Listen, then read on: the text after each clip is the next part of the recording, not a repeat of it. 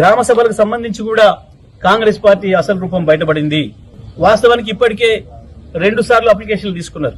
ప్రజాపాలన దరఖాస్తులను ఒకసారి తీసుకున్నారు, సోషియో ఎకనామిక్ సర్వేని ఇంకొకసారి తీసుకున్నారు. మీకు ఎవరెవరికి ఏం కావాలో చెప్పండి అని రాసిందే రాసుకున్నారు. మరి ఆ కాయిదాలని ఎక్కడ చేతబుట్టలు వేసిండ్రో కేవలం కాంగ్రెస్ పార్టీకి సంబంధించిన నాయకులు ఇచ్చిన లిస్టులు తయారు చేసుకుని ఇవాళ గ్రామాలకు వచ్చిండ్రు.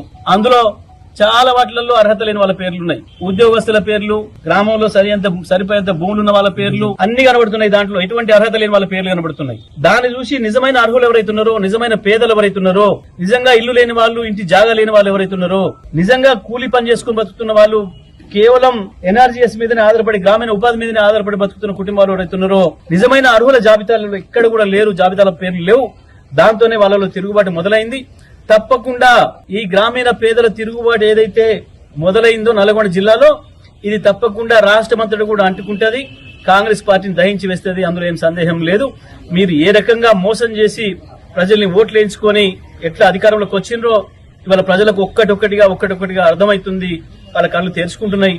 తప్పకుండా ప్రజా తిరుగుబాటు కాంగ్రెస్ పైన తప్పదనే విషయాన్ని కూడా, ప్రభుత్వం పైన తప్పదనే విషయాన్ని కూడా ఈ సందర్భంగా నేను తెలియజేస్తాను.